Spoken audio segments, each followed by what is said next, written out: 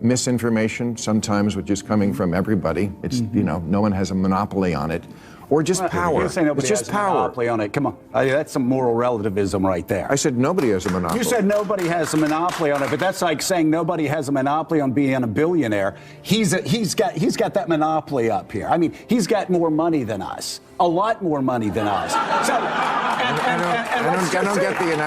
You don't get it? I don't know what point you're making. The right thinks that the left is in a very different place with free speech than they have been before, and they're not wrong. They're not wrong. This is arrogant. You don't punish somebody. It would be like if we stopped Henry Ford from making the cars. Right. Brand didn't tiptoe around it. He slammed the mask right off. MSNBC is just as biased, just as controlled by powerful elites, and just as soaked in propaganda as any of the others. And let's be honest, he was spot on. Here's where the rubber meets the road, because this is important. He wanted to, this week, he's suing the 12-member commission, the California Coastal Commission. He launches his rockets from Vandenberg Space Force Base. We used to call it Air Force Base, but I guess now we're into Space Force time. He wanted the proposal to expand the number of launches. Okay, again, one of the most impressive companies, an American company. He wants a little more, give it to him. No. The commission, some bureaucrat, said, nope, and this is the reason why. Commissioner Carol Hart saying, we're dealing with a company, the head of which has aggressively injected himself into the presidential race and made it clear what his point of view is. Yes, because he lives in America, and he can do that. These massive corporate media empires are playing the same sinister game. They dress themselves up as defenders of the people, while secretly working overtime to serve their billionaire backers. BlackRock, Vanguard, Big Pharma, the usual suspects. The goal is crystal clear: conform, stay quiet, or get buried. And if you step out of line, even for a moment, they don't hesitate. They won't debate you with facts. They won't argue your points. Instead, they unleash a full-scale media assault. Their playbook is predictable: smear, twist, misrepresent, all designed to crush anyone who dares to challenge their grip on the narrative. Look at what they did to Musk. They spun every move he made into a scandal. He made a harmless hand gesture, and the media exploded with accusations, painting him as someone promoting hateful symbols, all without evidence. It was completely fake, a manufactured outrage, but they didn't care. Truth wasn't the goal. Destruction was. They didn't want to report the facts. They wanted to destroy a man who disrupted their monopoly. You're saying it's both sides, isn't it? Well, there is no doubt. There's no misinformation. There's some disinformation from the left, but comparing it to what Donald Trump spews out every day, every week, comparing it to what Elon Musk is spewing out, unfortunately, on X, you sound like Brett Stevens now, with all due respect. It's a joke. That's a real-time. And you sound like him, who looks like Rachel Maddow. Musk tore open the gates of information, and now they're scrambling in a frenzy. Their iron grip is slipping, and they can't take it. And when it comes to Trump, the attacks have been relentless. They've painted him as a villain in a never-ending soap opera. Every move is twisted into something dangerous. Every speech branded as a threat to democracy. They don't just criticize, they demonize. They know that reducing someone to a cartoon villain is easier than dealing with the uncomfortable truths they bring up. The right thinks that the left is in a very different place with free speech than they have been before, and they're not wrong. They're not wrong. This is arrogant. You don't punish somebody. It would be like if we stopped Henry Ford from making the cars because we didn't like what but can you take one anecdotal example? One idiot, right? Truly an idiot to stop. This is not an idiot. This is someone with power. An idiot with power is not unusual. Okay, but that's... but having power matters. They don't want people thinking for themselves. They want obedient viewers, ones who nod along and never question anything.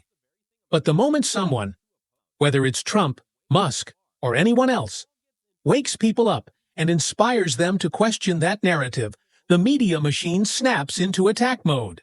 This isn't about protecting democracy, not even close.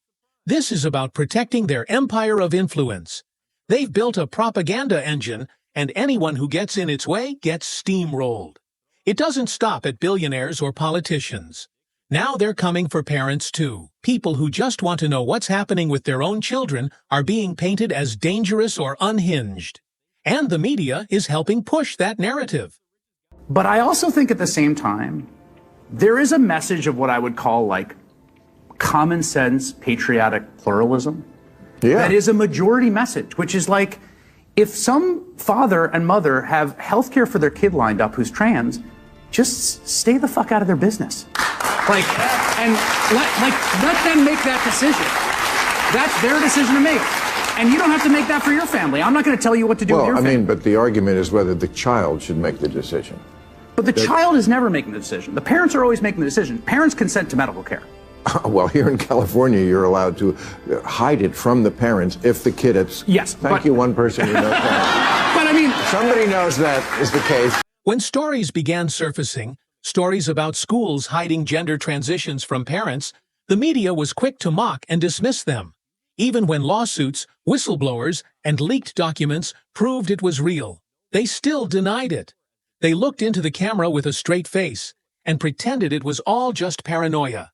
Misinformation, sometimes, which is coming from everybody. It's, no one has a monopoly on it.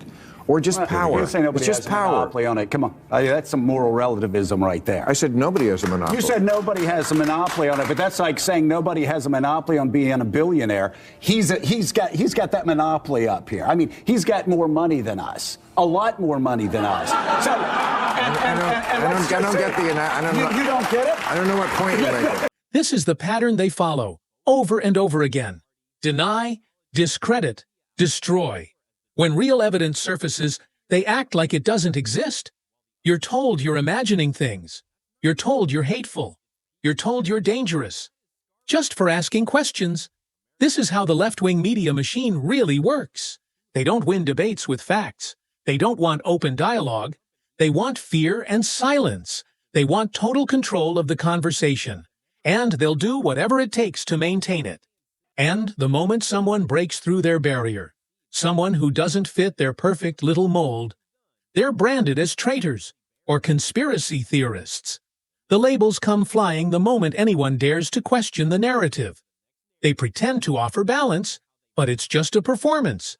They'll bring on a few token conservatives to make it look like they allow different voices, but the moment someone steps out of line or asks a real question, they vanish, like they never existed. It's all a show. They're not looking for truth. They're looking for obedience. They want everyone on the same script, the one they wrote, edited, and approved. Even when voices from their own side speak out, they get punished. The second someone criticizes the machine, they're tossed out like yesterday's news. John, I've not known you long, but I love you already. But I have to say that it's disingenuous to claim that the biases that are exhibited on Fox News are any different from the biases exhibited on MSNBC. It's difficult to suggest that these corporations operate as anything other than mouthpieces for their affiliate owners in BlackRock and Vanguard. And unless we start to embrace, and also, mate, like just spiritually, if I may use that word in your great country, we have to take responsibility for our own perspective. They're called dangerous, divisive, or dishonest, all because they dared to shine a light on the lies. And then there's Scarborough, sitting smugly in his network's glass tower, lobbing attacks at Fox News while completely ignoring the mess on his own side. He acts like he's above it all, but he's knee-deep in the same spin and manipulation. If he cared about truth, he'd clean up his own backyard. But he won't. Because for people like him, it's never really been about facts. It's always been about power. And keeping it at any cost. They think they're untouchable. They think they're the gatekeepers of morality. They believe they get to decide who's good and who's evil, just based on whether someone agrees with them. And let's be clear. If MSNBC actually wants to be respected again, they need to come crashing down from that pedestal. The smug attitudes, the selective outrage, the endless hypocrisy. It's not fooling anyone anymore. People are waking up. They need to admit the lies they've told. They need to stop pretending they're the only ones speaking the truth. Real journalism means holding everyone accountable. not just the people you already dislike. Both sides of the political aisle deserve to be questioned. No one gets a free pass. That's how democracy survives. Through scrutiny and transparency, not blind loyalty to one side. But right now, that's not what we're getting. We're being fed a one-sided story wrapped in outrage and dripping with manipulation. The media plays favorites. They decide who's worthy of respect and who's a monster. And they expect us to just go along with it. And the public? We're sick of it. We're tired of being talked down to. We're done being treated like we can't think for ourselves. We're rejecting the script, and that terrifies them. They've lost the trust of millions, and instead of fixing the problem, they double down. Misinformation, sometimes, which is coming from everybody. It's, no one has a monopoly on it. Or just power. You're saying nobody it's just has power. A monopoly on it. Come on. That's some moral relativism right there. I said nobody has a monopoly. You said nobody has a monopoly on it, but that's like saying nobody has a monopoly on being a billionaire. He's got that monopoly up here. I mean, he's got more money than us. A lot more money than us. So, I don't get the... You don't get it? I don't know what point you're making. They scream louder, spin harder, and push more fear. But it's not working the way it used to. The more they try to control the narrative, the more obvious it becomes that they've lost control of reality. People aren't listening to them the way they used to. Viewers are tuning out. Subscribers are canceling. And the truth is finally breaking through the cracks. They can sense it. The shift in power. The collapse of control.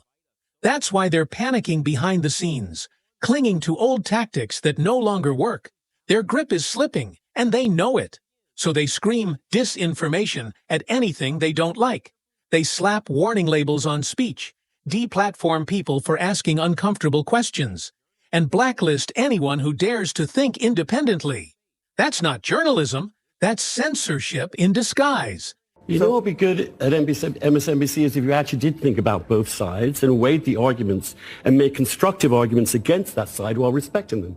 You don't do that. It's propaganda all the time. What you just said, and by denying any... What you just said just described my show. It's like I had a Trump lawyer on this week. I've had Steve Bannon on my show. I've had Trump White House officials. I watch MSNBC. Right, so you describing a goal that I'm achieving, I take that as a compliment. And let's not pretend it's just happening in politics. It's creeping into every part of life, culture, education, health, even personal beliefs. The media has taken it upon themselves to decide what's acceptable for the public to hear. They act like self-appointed gods of truth, handing out verdicts from their echo chambers. But who gave them that authority? Who decided that one group of elites gets to filter what millions are allowed to know or believe? It's not about protecting anyone. It's about protecting their power structure. They want to control the narrative so badly that they'll rewrite reality if they have to.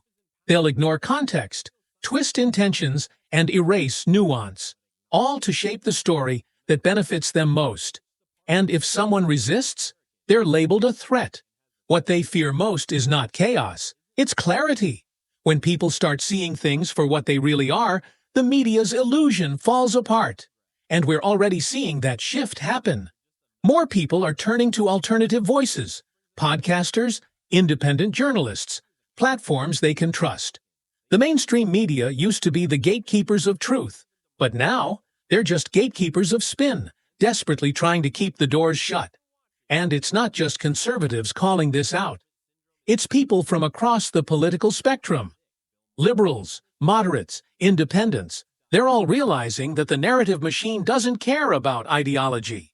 And I think to sit within the castle of MSNBC throwing rocks at Fox News is ludicrous. My friend, make MSNBC better. Make MSNBC great again. My friend, I would, the moment... Fight them on a territory you can win on, Joe. Russell, darling. It cares about compliance. The moment you step out of the box, the machine turns on you. It doesn't matter how loyal you were before or how reasonable your questions are. Once you challenge the system, you become a target. It's happening in real time. The list of voices they've tried to silence grows longer by the week, and still, they act shocked when the public stops trusting them. What do they expect when they lie, distort, and manipulate, and then act like nothing happened? Even the so-called fact-checkers have become tools of the machine. They're not neutral arbiters of truth. They're enforcers of the narrative. They tell you what's true based on shifting political winds, not actual evidence. And what's more terrifying, they're reaching into your personal life now, watching what you post, flagging what you say, and using algorithms to throttle your voice without you even realizing it. This isn't transparency, it's digital authoritarianism. They'll claim they're doing it to protect people, to stop the spread of harmful content. But who defines what's harmful? Who decides what's allowed? That's the danger. Because once you let the media police decide what's acceptable speech, freedom becomes nothing more than an illusion. And what happened to debate? What happened to hearing both sides and letting people make up their own minds? That's how society grows. Through discussion, disagreement, and yes, even discomfort. But today's media doesn't want discomfort. It wants obedience. It wants to create a world where everyone walks on eggshells, terrified of saying the wrong thing. A world where ideas are dangerous and questions are crimes. And the truth? That world is already here. We're living in a time where parents are called extremists for speaking up, where comedians are canceled for telling the wrong joke, and where journalists are punished for reporting the truth if it goes against the narrative. They've weaponized outrage, they've industrialized censorship, and they've monetized division because keeping people angry and afraid is profitable. Think about that. Their business model depends on chaos. They need you scared. They need you distracted. They need you to believe that without them, everything will fall apart. But that's the lie. The real danger is letting them continue unchecked. The real risk is handing them more power under the illusion that they're protecting us from harm. They're not protecting us, they're managing us. And the elites love it. They sit comfortably while the media keeps the public at each other's throats. It's a distraction. While everyone's fighting about headlines, the people in power make their moves quietly, behind closed doors. They know as long as the public stays divided, they stay safe. And the media? They're the enablers of that system. They don't challenge the elite, they shield them.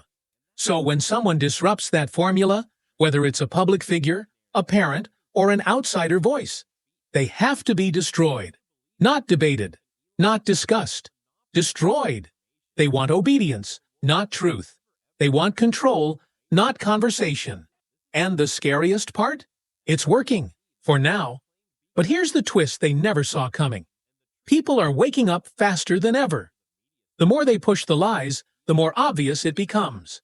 The louder they scream, conspiracy, the more curious people get. The spell is breaking. You can feel it everywhere. In the silence that follows a mainstream broadcast. In the comment sections that tear apart their narrative. In the growing resistance from people across all walks of life who are finally saying, enough. Because this isn't just about politics anymore. This is about freedom. It's about truth. It's about whether we let a handful of media titans dictate what's real and what isn't. Or whether we reclaim that power for ourselves. The choice is ours. Keep following the script or start writing our own. Stay locked in a reality designed by people who profit from our confusion. Or finally, step outside and see clearly. And the media? They're terrified of that moment. Because when people stop listening to them, they lose everything. Their power, their influence, their control. Gone. That's why they fight so hard to keep the illusion alive. They know once it's gone, it's never coming back. They know that once people get a taste of truth, they won't settle for propaganda ever again. So expect the panic to rise. Expect the smears to intensify. Expect more manufactured scandals, more outrage, more censorship.